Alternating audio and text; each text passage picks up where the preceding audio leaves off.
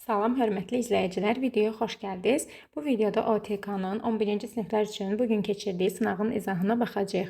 Başlayaq birinci sualdan. X oxu üzrə hərəkət edən cismin impulsunun proyeksiyasının zamandan asılıq qrafiki verilir. Hansı ifadə doğrudur? Bilirsiniz ki, impuls sürətlə yola gedir. Yəni ki, biz hal-hazırda impulsun müəyyən qiymətdən başlayıb artdığını görürük. Belə çıxır ki, sürət də müəyyən qiymətdən başlayıb artır. Yəni ki, bu yeyinləşən bir hərəkətdir.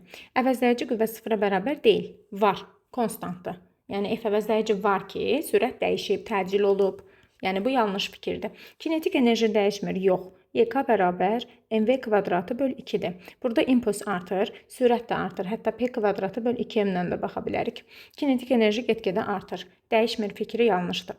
Əvəzləyici qüvvə x oxu istiqamətində yönəlib, düzdür. Çünki sürətin proyeksiyası müsbətdir. Hərəkət də yeyinləşən olduğu üçün əvəzləyici qüvvənin də proyeksiyası müsbət olmalıdır. Bu doğru fikirdir. Cisim x oxunun əksi istiqamətində hərəkət edir. Xeyr, onun impulsunun proyeksiyası müsbətdədir. Bax, sıfırdan yuxarılardadır. Niyə x oxunun əksinə getsin ki? Cisim elə x oxu istiqamətində gedir. Sürətinin də, həmçinin impulsunun da proyeksiyası müsbətdir. Bu yanlışdır. Cisim bərabər yavaşın hərəkət edir. Yox, bayaqdan nə danışırıq? Bu yeyinləşən hərəkətdir. X oxu istiqamətində yeyinləşən cismin impulsu get-gedə zamanla asılılıq artır. Doğru cavab oldu C variantı.